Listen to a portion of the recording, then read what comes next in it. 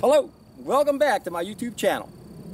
Today I want to get you guys to think again. I'm going to ask you another question. What do you think happens when doctors go on strike? Think about it.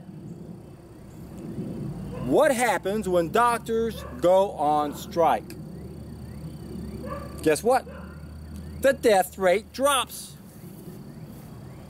Maybe we should convince them to go on a permanent strike. Kind of wish they'd just go out of business. At least the part that is treating symptoms that are lifestyle related, which represents about 90% of what they do, which explains why they're the #1 cause of death in America. It also explains why the death rate drops when they go on strike, because they do more harm than they do good. In fact, the only time they're of any use at all is in emergencies. And yes, we need people to help us. We need those type of people who control the body to save our life at those times.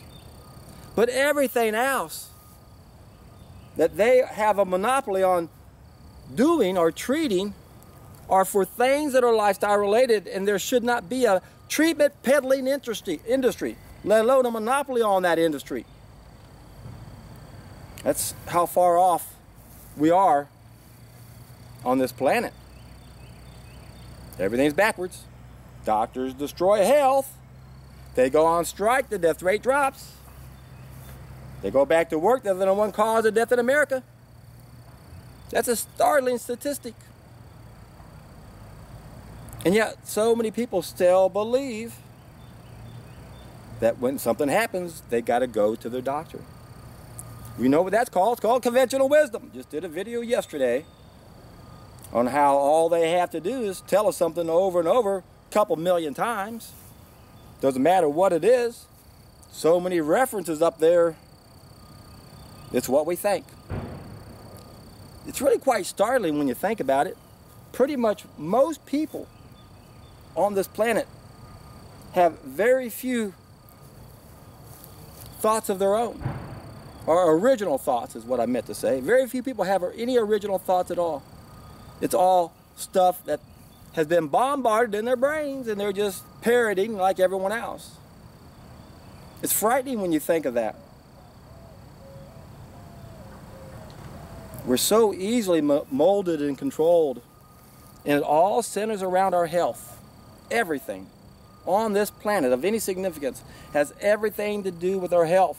That's why our experts in these fields, whether it's medicine or nutrition, are totally incompetent, because they're controlled by professional psychopaths who aren't like the malevolent psychopaths, the sociopaths, the serial killers that kill a couple dozen people in their lifetime. No, these professional psychopaths, they're killing millions of people. That's why most of us can't comprehend how anyone could do anything like that. How could you take a job knowing that you are going to be part of an agenda that's going to kill millions and millions of people? There's only one way. You're sick. Something's wrong with you. You have some genetic defects. Now, I mentioned in my last video that there are 6 types of psychopaths. I went over 2 of them, the malevolent psychopaths and the professional psychopaths, but we also have secondary psychopaths. These people aren't born that way, but it can happen to you several ways. You can be physically damaged, psychologically damaged. The classic example they give in defense against a psychopath is what happens if you're in a gang, or if you're in a big city, and every day when you go to school you got to go through this area that has gangs, and you either join one of those gangs or keep getting beat up, and now you've become a secondary psychopath. And usually those gangs are run by sociopaths. The psychopath isn't in charge of the gangs because they're more perverse. They're all about causing pain and suffering. I'm going to step back, try to get back in the sun. But these professional psychopaths, they're the ones that are willing to do the bidding of the real psychopaths who have an agenda to control us, to keep us sick, to keep killing us, to keep us suffering. They want us to suffer. They revel in our suffering. Time to put an end to that. Time to get you doctors to take a permanent strike. And the day you guys do that, except for the emergency crew, this planet and everyone else on it, every living thing is in for a treat.